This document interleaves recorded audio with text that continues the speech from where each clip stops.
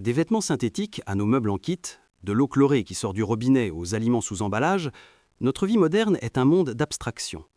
Nous sommes déconnectés des matières, des lieux et des personnes qui produisent ce qui nous fait vivre. Comme le dit notre aventurière du jour, nous avons fait disparaître le travail de subsistance. Mais que se passe-t-il quand on décide de renouer ces liens, quand on choisit de vivre non pas sur la Terre, mais avec elle? C'est cette aventure, à la fois politique et quotidienne, que nous allons explorer. Notre guide, la sociologue Geneviève Pruvot, avait déjà montré dans son livre Quotidien politique que les gestes les plus banals, cuisiner, réparer, jardiner, partager, ne sont pas neutres. Ce sont des manières discrètes de résister, d'habiter autrement le monde. Avec La subsistance au quotidien, 2024, elle pousse plus loin cette intuition. Elle s'immerge dans une vie où le quotidien n'est pas seulement politique en creux, mais devient le cœur même d'un projet collectif.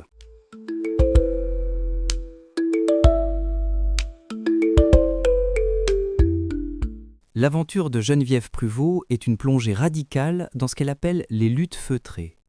Loin des affrontements spectaculaires, ce sont ces résistances discrètes, quotidiennes, menées par des gens qui, parcelle par parcelle, tentent de se réapproprier leurs moyens de subsistance. Pour comprendre cette réalité, elle ne fait pas une grande enquête statistique.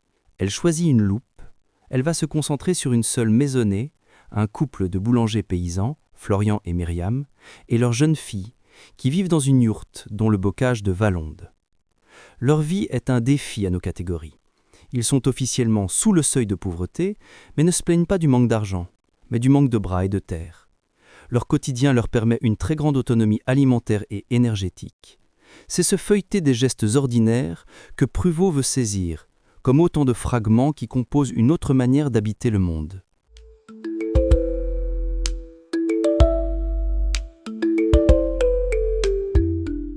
Comment rendre compte d'une telle vie, sans la trahir ou la romantiser? C'est là que l'aventure méthodologique de Pruvot commence.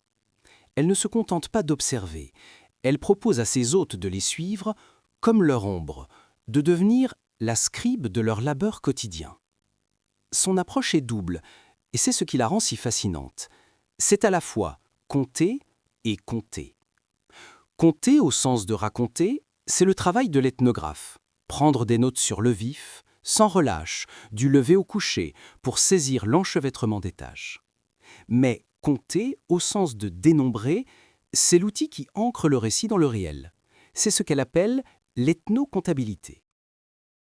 Dès lors, avec Florian et Myriam, elle ne fait pas que parler, elle chiffre. Combien de kilos de pain vendus au marché? Combien d'œufs? Combien de temps pour couper le bois? Quel est le coût des semences? Cette méthode permet de lutter contre les stéréotypes. Non, ce ne sont pas des babacools qui vivent d'amour et d'eau fraîche. Leur vie est un calcul permanent, une gestion rigoureuse des ressources pour joindre les deux bouts.